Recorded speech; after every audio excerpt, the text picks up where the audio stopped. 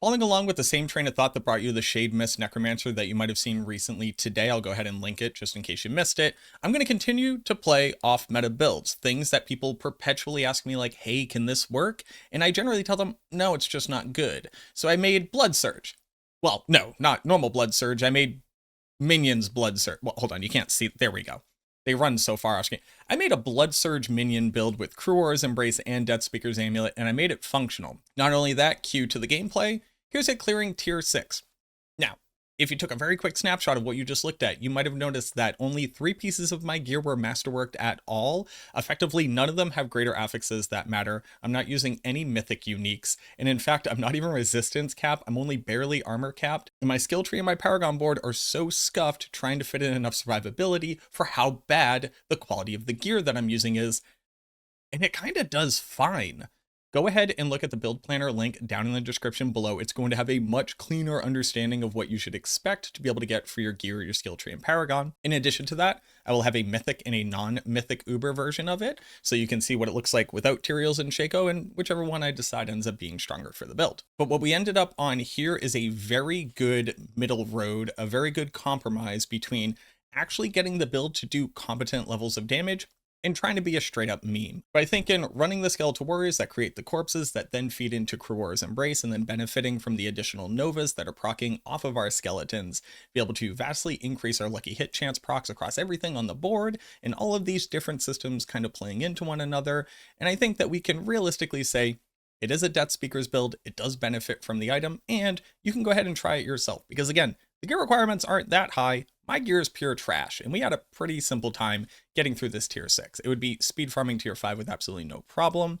And if I were to go out and masterwork up to 8 out of 12, I think you could very realistically be doing tier 7 and tier 8 on this build, or a similar iteration of it. So let's go ahead and talk about that gear. I'm going to go over the general considerations of how all the aspects play together. I'm also going to go over the important parts from the skill tree. Again, it's going to look very different from what I'm going to have in the planner, because I have to put points into things like spiked armor just to be able to hit armor cap. That's how bad the gear you're looking at is. Similarly, I'm going to talk about important concepts from the Paragon board, but again, the Paragon board in the planner is going to look different than what you're going to see on screen here. I get those comments all the time. The planner is the ideal state. What I'm showing you right now is what I can do with the gear that I have. It's going to look different depending on where you are in your particular progression journey. But what does the build want to do? Well, it wants to cast Bloodsurge. Bloodsurge is going to cast Bloodsurge on all of your minions here, not really doing a ton of damage, but giving you the opportunity to proc the lucky hit chance from it. And then similarly, if you have corpses on the ground with Cruor's, when you cast Bloodsurge, you're going to consume those corpses. On top of that, consuming the corpses, not only getting you access to some damage multipliers, as well as essence generation, is going to generate the blood orbs that are necessary for keeping you topped off, keeping your minions topped off and surviving, but also activating damage components from our Paragon board. On top of that, picking up the blood orbs is going to make it so that we are going to overpower quicker from our key passive. So other than that, all we really need to do is find a way to apply a curse, which we actually have multiple avenues of being able to do, give ourselves some survivability and critical strike chance through Bone Storm, and then have Blood Mist for when things go bad and you need to kind of just get out of there, or generate a corpse on demand. To this end, our gear has to do some very particular things. Give us that survivability, manage our essence, give us the stats that we need to reach crit cap, and on top of all that, some decent attack speed and some damage multipliers. For the helmet, I was initially using Shaco. The big thing here is that we need to be able to fit Embalmer onto the build, and I would also like to be able to fit 2 other aspects, most notably Shielding Storm and Cursed Aura. Now, I don't think that you necessarily need the Cursed Aura, because not only can your minions apply the curse from Blood Moon Breaches, but you could also just be manually casting it. I find that Cursed Aura helps so much with spreading around the curse automatically that it's really hard to give this up. So back to the helmet, we would want Intelligence, either cooldown reduction, essence per second, which is not necessary once you have Starlight fully optimized here. But Intelligence, maximum life cooldown reduction. You have to fit a total armor roll and a plain armor roll somewhere on your gear in general to be able to hit armor cap. For the tempers, I would probably want to go with lucky hit chance to be able to apply any form of crowd control, because it's going to add a ton of survivability and then help to stagger bosses better. Here's where we're putting Embalmer. When you consume a corpse, you have a chance to generate the blood orb. For the armor, similarly, either essence per second, maximum life, intelligence, the total armor roll here in the temper, and then you'll notice that I have corpse tendril size, so a completely dead temper for what we're currently doing. But this is where we're putting Shielding Storm. Shielding Storm is going to generate barrier based off of our maximum life. For the gloves, Cruor's Embrace, I get this question all the time. Which one of these stats is the most important? Is it the Bloodsurge? Is it the Tides of Blood? Or is it the Bloodsurge Drains? Without question, it's the Bloodsurge Drains.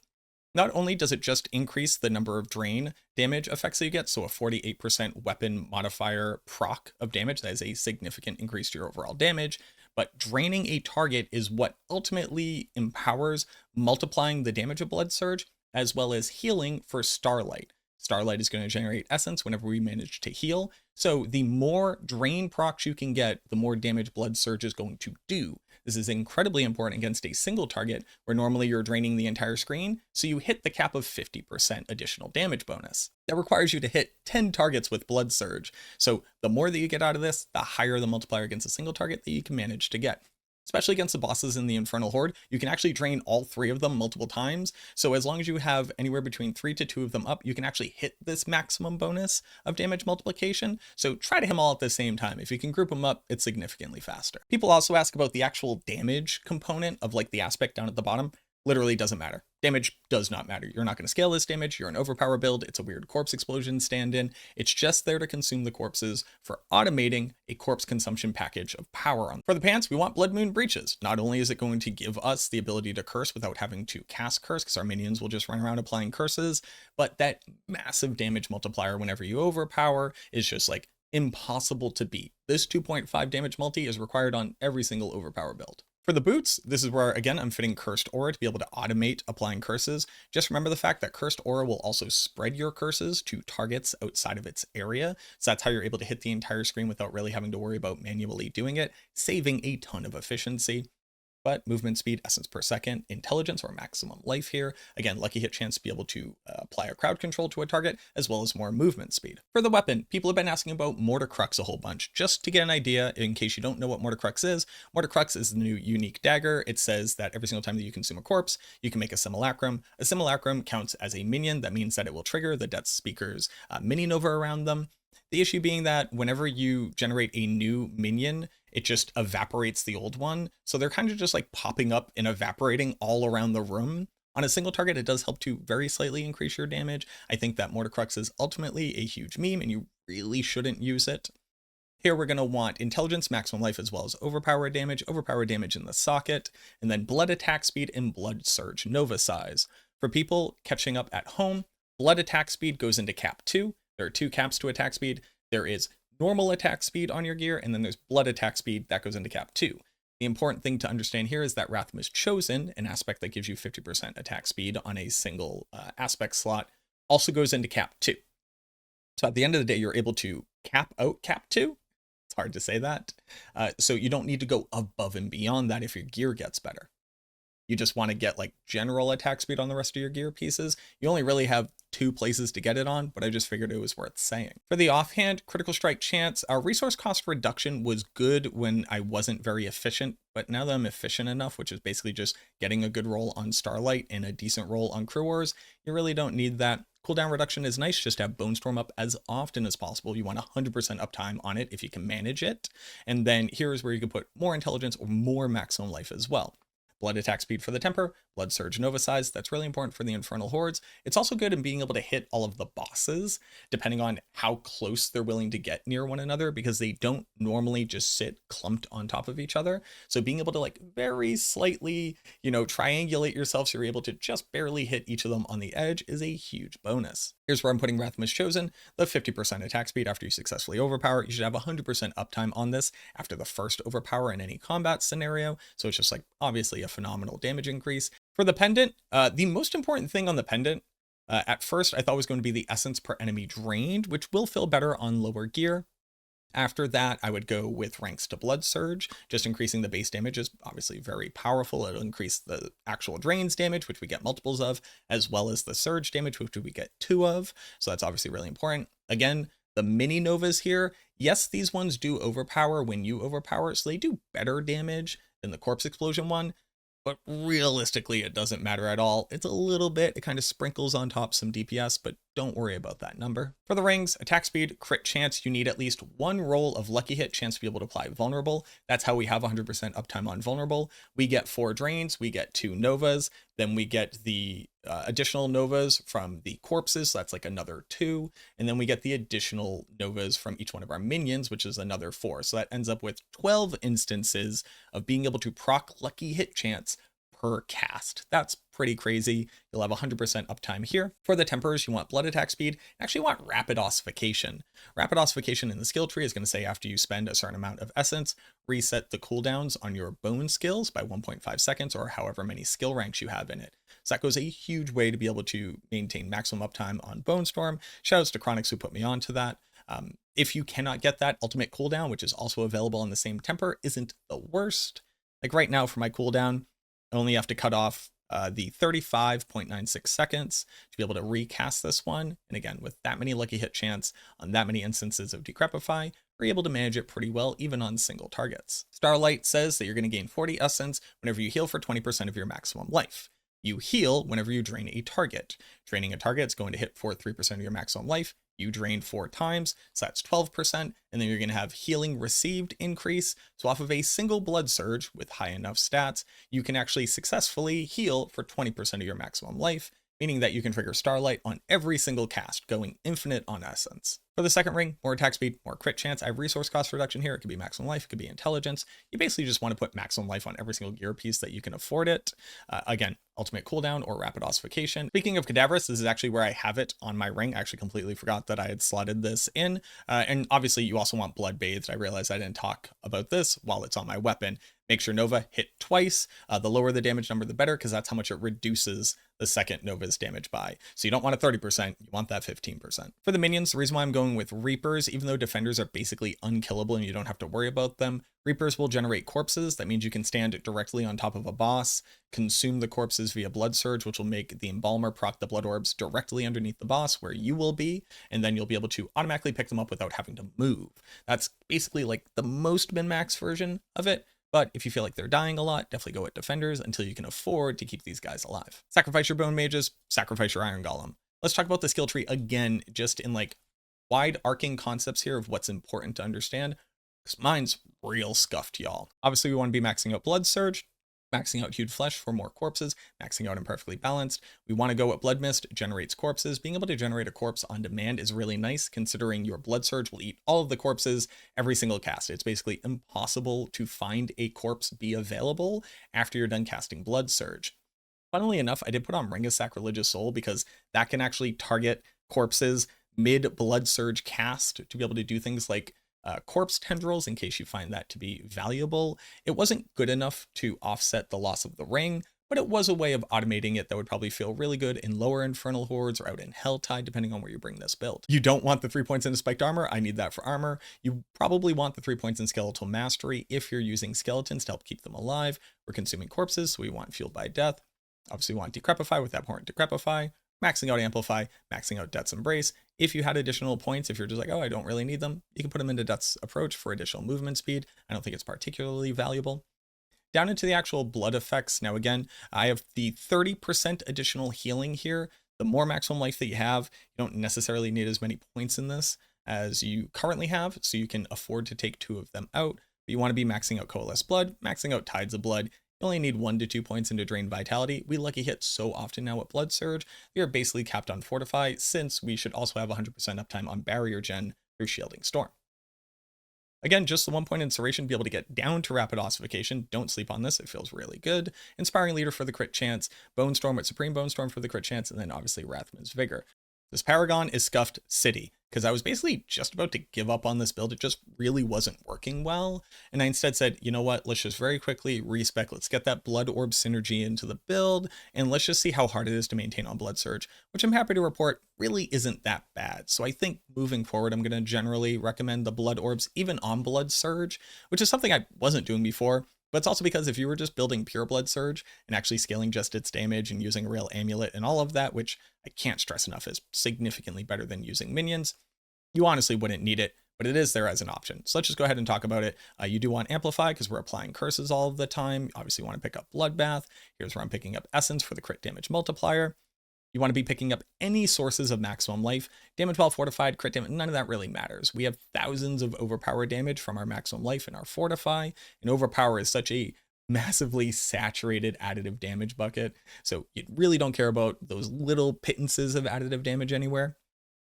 Building over into Flesh Eater, obviously, since we're consuming corpses all the time. Corporeal, it'll get you movement speed based off your minions, which is pretty cool. And also increase your physical damage, which Bloodsurge is physical damage. Building over into Bone Graft, exploit here. You'll notice that this is a rank 1 exploit. I actually have to put in additional points because I only have the 3 radius distance here. So like, we're missing a ton of power here. Maximum life on Tenacity, huge maximum life node. Don't forget to pick this up. Building over into Scent of Death, this is where we're going to be putting Dominate. I put in a couple additional points here just because I had them kind of sitting around. Obviously picking up the Legendary node and Shadow Resilience, you would never actually pick up Corrective. The Paragon board that I'm going to have in the player is going to be significantly better than this. Building over into Cult Leader, this is where we want Dead Razor. Dead Razor says whenever your minions hit a target, you're going to get up to a 15% damage multiplier. Also gives them a ton of damage reduction. You'll notice I'm not hitting the requirements for this. It's actually pretty funny. So it would be even tankier than what you saw previously. Then building down into Bloodbath. I would want to have a glyph in Bloodbath, but I ran out of points because this isn't an optimal build. But we obviously want the maximum damage from Vampiric. You don't care about hitting the willpower bonus here, but the big 50% damage multiplier from picking up Blood Orbs. The biggest issue that you're probably going to have with the build is knowing when you have buffs up. So this is the buff from Flesh Eater. I'm going to consume more corpses. I'm going to have Flesh Eater up. I'm going to pick up this Blood Orb, which uses the same icon. Something I never really noticed. Look at how many of this icon I have. Physically impossible to know what's happening, and you literally can't hover over them with controller. Hopefully we get better differentiated icons at some point, but you basically can't look at your skill bar to figure out what buffs you got. You just got to trust in the process and hope that you actually got your buffs up. So honestly, what do I think about the build? Well, in complete transparency, I mean like full-blown transparency. Until we added the Blood Orbs to the build, I tried like 6 or 7 different iterations of this, and they all just felt really bad. Now, I've clearly not masterworked the gear. I don't have GAs on the gear. I have GAs on the most important pieces of the gear. I have a GA resource cost reduction, a GA attack speed, and a GA intelligence with essence per second. And down here, I have GA generic damage and maximum life. So the build has an amazingly high ceiling that we're nowhere near. But before I added on the Blood Orb package, I really wasn't feeling it. I wasn't even going to generally recommend it kind of as a meme build. But figuring it out, working through it, was really valuable. It helped to really kind of like drill down on what makes these 2 items particularly powerful.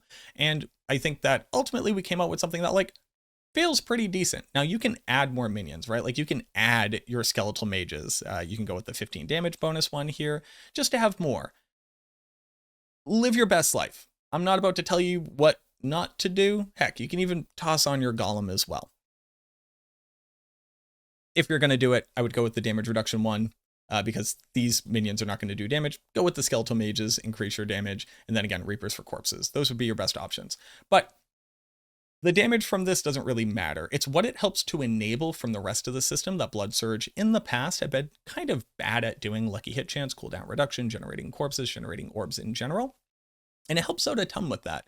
In addition to it, the stats on the amulet itself are actually just like really good if you don't have a particularly good amulet yet, right? Like 5 ranks to Bloodsurge, 3 to Coalesce Blood, more essence drained on your Bloodsurge per target, and then attack speed. It's kind of hard to beat that. You're going to find it really difficult to actually find a legendary amulet that outperforms this. If you do, you get to put on a significantly stronger aspect than this little mini Nova bonus. But especially in the early game, getting your hands on this is not particularly difficult. It's an easy path to power, and building into it is rewarding.